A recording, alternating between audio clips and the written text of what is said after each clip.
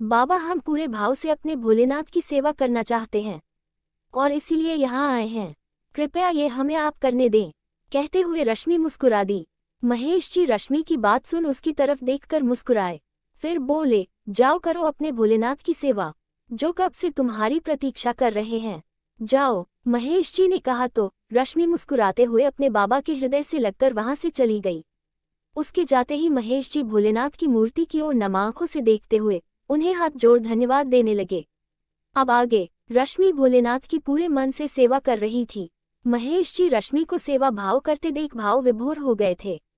तभी उनकी नज़र मंदिर के अंदर आते हुए अपने मित्र और उस मंदिर की देखरेख करने वाले श्याम जी पर पड़ी।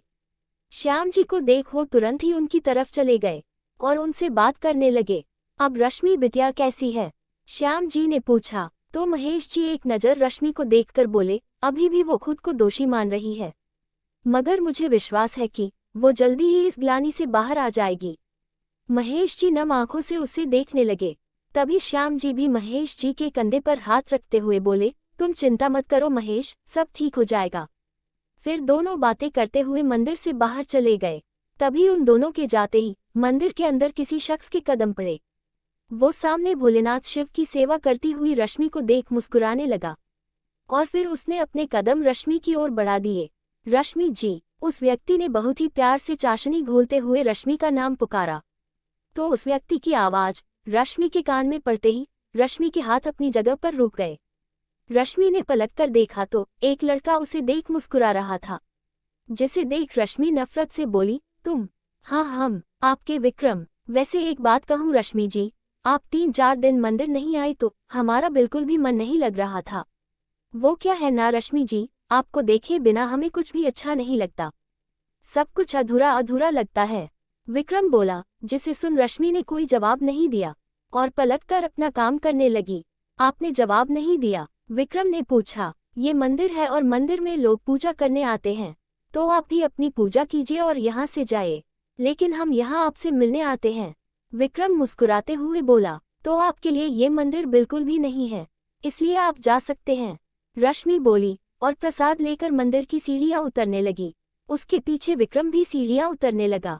अरे रश्मि जी, विक्रम ने उसे पुकारा कि तभी रश्मि को आसपास के बहुत सारे बच्चों ने आकर घेर लिया।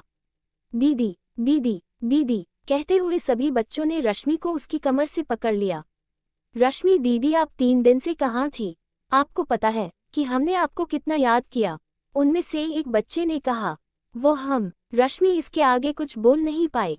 उसे फिर से सब कुछ याद आने लगा, लेकिन फिर मुस्कुराते हुए बोली, अब तो आ गई हूँ ना, चलो बच्चों अपने हाथ आगे करो। कहकर रश्मि ने सबके हाथों पर प्रसाद रख दिया।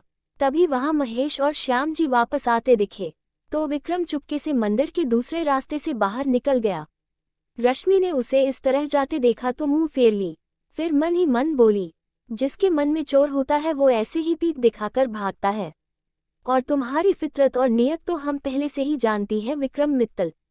फिर मुस्कुराते हुए अपने बाबा के पास आए और बोली, बाबा हमने काम पूरा कर दिया है और अब हम बच्चों को लेकर पास के बाजार में जो मेला लगा है सावन का, उन्हें वहां ले जाना चाहते हैं, तो क्या हम जाएं? रश्मि ने पूछा तो महेश जी मुस्कुरा दिए और हाँ में सिर हिलाते हुए उसके गाल पर हाथ रखकर बोले, अपना ध्यान रखना और बच्चों का भी, और हाँ ही कुछ पैसे रख लो, बच्चों को मिठाई खिला देना।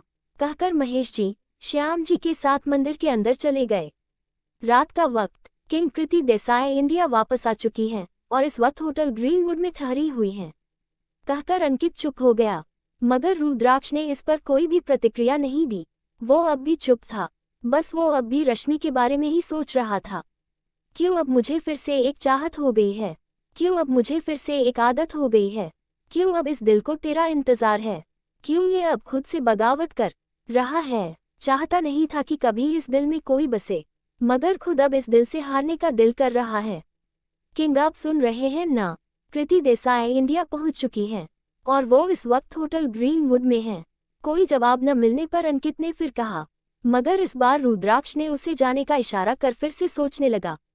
अंकित के जाते ही रुद्राक्ष ने एक टेबल के ड्रॉवर से एक सिगरेट का पैकेट निकाला और उसे होठों को बीच रख लिया और फिर उसे जलाकर उसकी कश लेने लगा।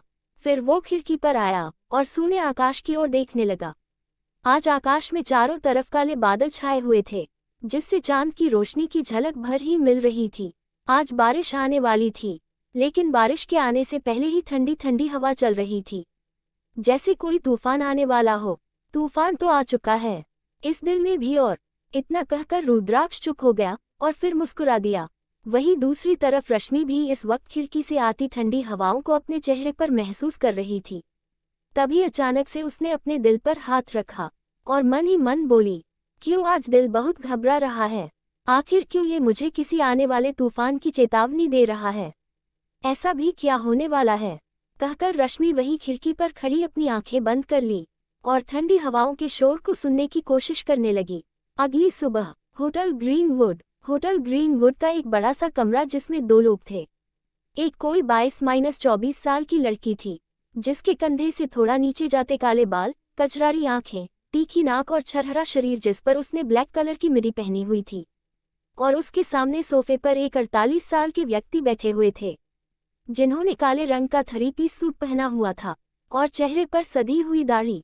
डैड, आप समझते क्यों नहीं? मैं रुद्राक्ष से शादी नहीं करना चाहती। क्योंकि कृति आगे कुछ बोलती कि तभी उसके सामने बैठा व्यक्ति, जो कि कृति के पिता थे, गुस्से से चिल्लाए, अपनी वजह तुम अपने पास रखो कृति, क्योंकि तुम्हारी रुद्राक्ष से शादी हमारे लिए बहुत बहुत बहुत ज्यादा जरूरी है। आपकी बेटी की अपनी खुशियों से भी ज्यादा जरूरी डैड। कृति ने अपनी नजरें अपने डैड के चेहरे पर गड़ा दी, लेकिन कृति के डैड ने अपना चेहरा फेर लिया और बोले, हाँ, क्योंकि तुम्हारे लिए यही सही है। मगर डैड, कृति कुछ बोलती उससे पहले ही उसके रूम के दरवाजे पर नॉक होता है। जारी है लेखिका प्रियंका गुप्ता। आज का भाग आपको कैसा लगा कमेंट करके जरूर बताइएगा। तो मिलते हैं अगले भाग में। और जिन लोगों ने मुझे सब्सक्राइब नहीं किया है, अभी कर लीजिए, ताकि आपको मेरी कहानियों के नोटिफिकेशन सबसे पहले मिल सके। Thanks for watching.